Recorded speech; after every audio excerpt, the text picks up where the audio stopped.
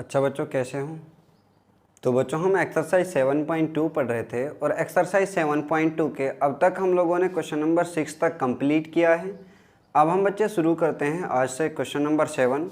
तो question number 7 आप लोगों के सामने है और क्वेश्चन नंबर 7 हमसे कहता है find the coordinate of A point A. ठीक है, हमें पॉइंट ए के क्या फाइंड आउट करने हैं बच्चे? कोऑर्डिनेट फाइंड आउट करने हैं। Where A B is a diameter of circle, यानी आप लोगों के लिए कोई सर्किल दिया हुआ है बच्चे इस तरीके से, और इस सर्किल का ये सेंटर पॉइंट है और सेंटर पॉइंट से जाती हुई लाइन ही आपकी क्या कहलाती है? डायमीटर कहलाती है।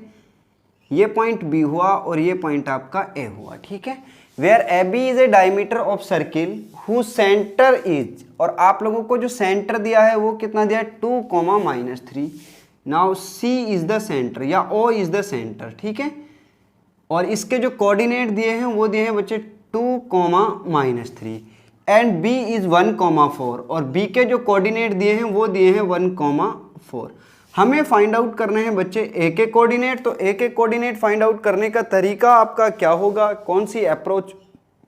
कौन सी अप्रोच इसके अंदर लगेगी, वो चीजें हैं बच्चे सोचने की। देखिए अब आप लोग यहाँ से तो कुछ जर्नल चीज़ें आप लोगों को पता होनी चाहिए थी सर्किल के बारे में। वो क्या है कि बच्चे, अगर ये आपका सर्किल है और इस सर्किल का ए बी डायमीटर है, मान लीजिए ये आपका सर्किल है और इस सर्किल के अंदर ये कोई लाइन है जो सेंटर से जाती है, सेंटर से जाने वाली लाइन ही आपकी क्या कहलाती है? डायमीटर कहलाती है। मान लीजिए ये पी पॉइंट है, ये क्यू पॉइंट है और ये आप इसका आर पॉइंट, इसका जो क्या है बच्चे? सेंटर पॉइंट है। तो सेंटर से लेकर के सरकमफ्रेंस तक की जो डिस्टेंस होती है वो आपकी रेडियस कहलाती है। इसको मैं ओ कर देता हूँ बच्चे। ठीक है, ओ पॉइंट। सेंटर से लेके सरकमफ्रेंस तक की डिस्टेंस को रेडियस बोलते हैं। और सभी एक सर्किल की जितनी भी रेडियस होती हैं वो सारी की सारी कैसी होती हैं बच्चे? इक्वल होती हैं। यानी ये रेडियस यहाँ से यहाँ तक भी इक्वल होगी और यहाँ से यहाँ तक की जो रेडियस होगी ये रेडियस भी कैसी होगी? इक्वल होगी।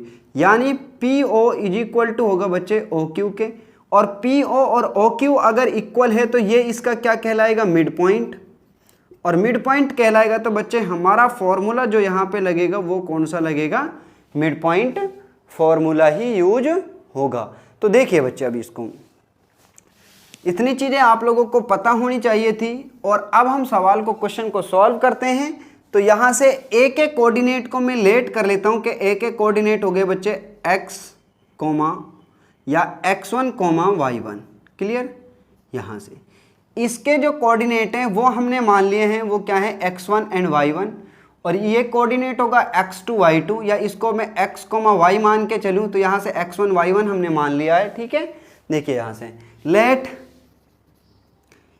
ए point coordinate, a point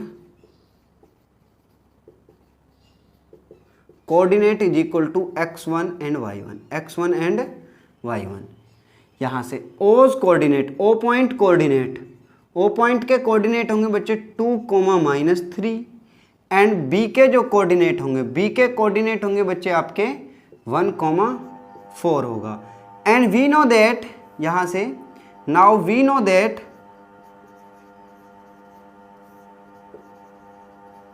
that centre is the midpoint of diameter. ठीक है, we know that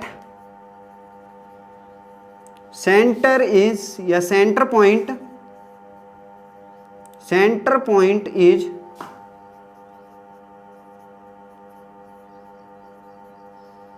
mid point of diameter. और यदि आप लोगों को इतना पता है बच्चे कि जो सेंटर का पॉइंट होता है वही पॉइंट क्या कहलाता है? आप लोगों का मिड पॉइंट कहलाता है। तो बच्चे कौन सा फॉर्मूला यूज होगा यहाँ पे? मिड पॉइंट फॉर्मूला होगा। और मिड पॉइंट फॉर्मूले में बच्चे वैल्यू किसकी फाइंड आउट करते हैं? अगर ये आपका लाइन सेगमेंट था, यहाँ ये x1, y1, ये आपका x2, y2, और यहाँ पे जो पॉइंट आता है वो capital X and capital Y। तो इस x की वैल्यू होती थी x1 + x2/2।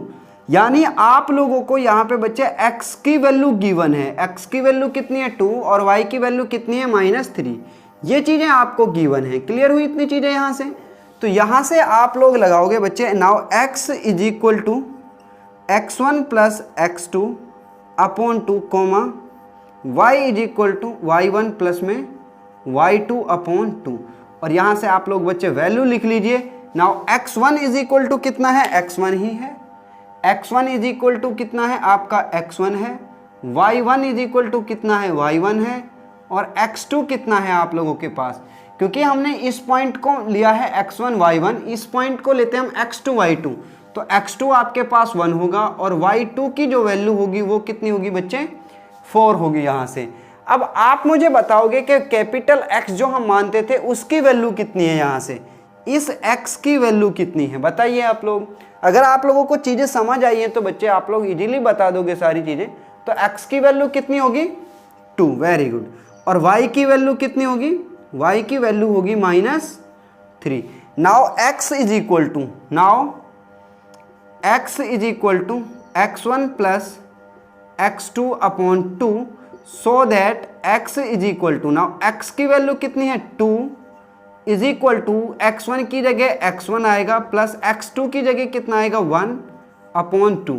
और यहाँ से ये 2 इधर किस में आएगा, मल्टीप्लाई में। जब मल्टीप्लाई में आएगा तो हमारे पास कितना मिलेगा, 2 2 जा 4 is equal to x1 plus 1। और यहाँ से ये 1 इधर किस में आएगा, माइनस में। तो हमारे लिए जो x की वैल्यू आई x1 इज इक्वल टू हमें मिला 4 - 1 यानी x1 is equal to 3। Same उसी तरीके से बच्चे आप किसकी वैल्यू फाइंड आउट करोगे, y की वैल्यू। तो y की वैल्यू कितनी आएगी, now y is equal to y1 plus y2 upon 2। तो y की वैल्यू कितना दिया है आप लोगों को, -3 इज इक्वल टू y1 की जगह y1 ही होगा प्लस y2 की वैल्यू कितना है बच्चे 4 और अपॉन में 2। यहाँ से आप लोग क्रॉस मल्टीप्लाई करोगे तो ये 3 2 इधर आएगा, इधर आएगा तो हमें कितना मिलेगा, 2 3 6। ना y1 plus 4 is equal to -6। और यहाँ से y1 इज इक्वल टू कितना आएगा, 4 इधर जाएगा माइनस में, -6 - 4। Now y1 is equal to -10। Hence the value of x coordinate is, x1 की वैल्यू कितनी थी 3 एंड -10, कितनी वैल्यू आएगी बच्चे 3 एंड -10। तो लिखेंगे यहां से हैंस, यहां पे लिखेंगे आप लोग हैंस एज कोऑर्डिनेट या ए पॉइंट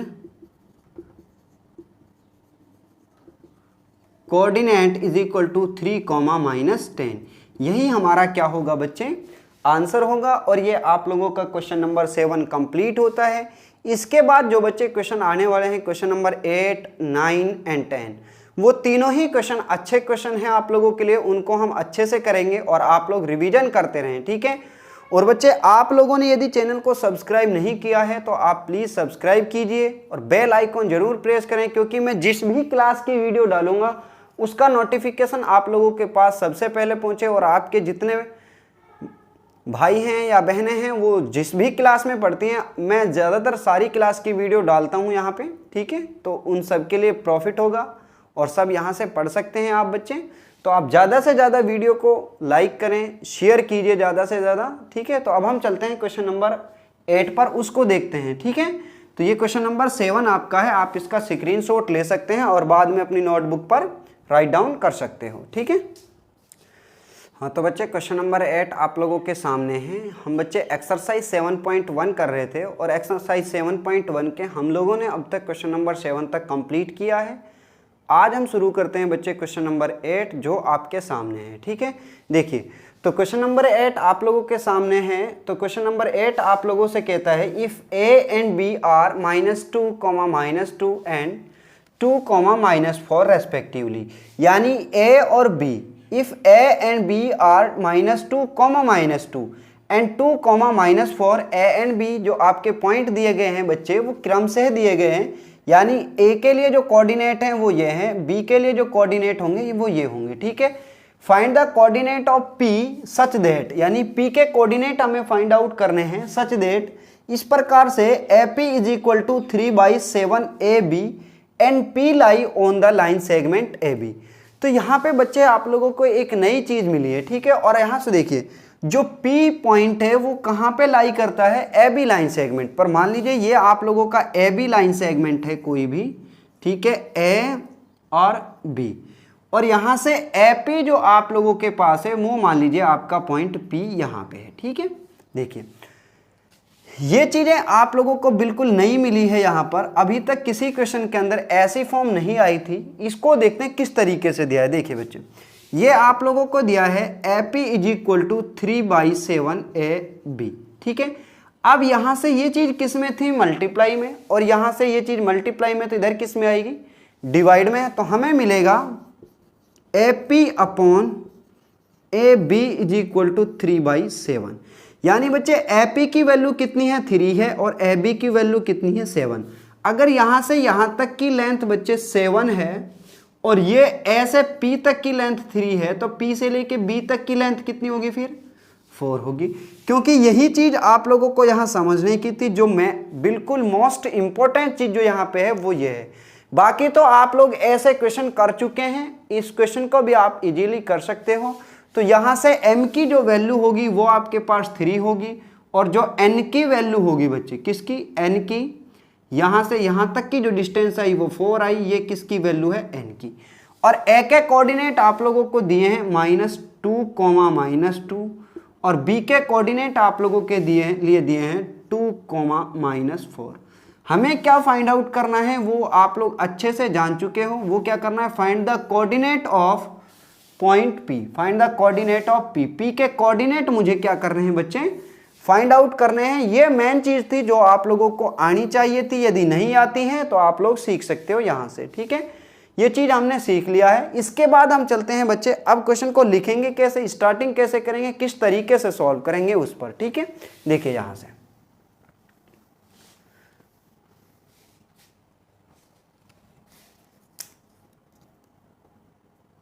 तो हमारे लिए जो दिया है बच्चे वो था कोऑर्डिनेट ऑफ ए, या a point coordinate. A point के कोऑर्डिनेट है बच्चे -2, -2, एंड बी पॉइंट कोऑर्डिनेट कितने दिए हैं बच्चे, आप लोगों को दिया है 2, -4, ठीक है। And let P point coordinate हमने मान लिया क्या बच्चे, x, y। पी पॉइंट के जो कोऑर्डिनेट हैं वो क्या है, x, y।